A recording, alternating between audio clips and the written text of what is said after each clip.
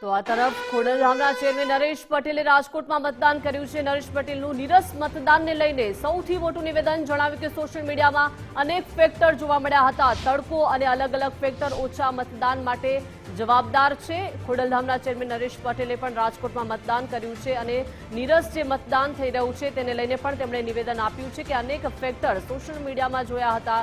તડકો છે, અલગ અલગ ફેક્ટર ઓછા મતદાન માટે જવાબદાર તેમણે ગણાવ્યા છે।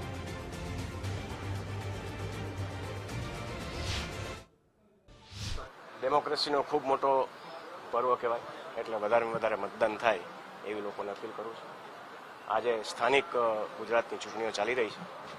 સ્વચ્છ અને મજબૂત લોકો ચૂંટાઈને આવે એવી પ્રભુ પાસે પ્રાર્થના કરું છું। એક કદાચ ટેમ્પરેચર પણ હોઈ શકે અને નિરસતા લોકોની અંદર સોશિયલ મીડિયા દ્વારા ઘણા બધા ફેક્ટરો આજ ફરે ચાલી રહ્યા છે, એમાં પણ થોડી નિરસતા મને પણ લાગે છે। પાટીદાર સમાજ હોય કે કોઈ પણ સમાજ હોય, લોકોને જ્યારે કંઈ પ્રશ્ન થયો હોય તો ત્યારે એનું રિએક્શન આવતું હોય, એ કોઈ નવીન વાત નથી।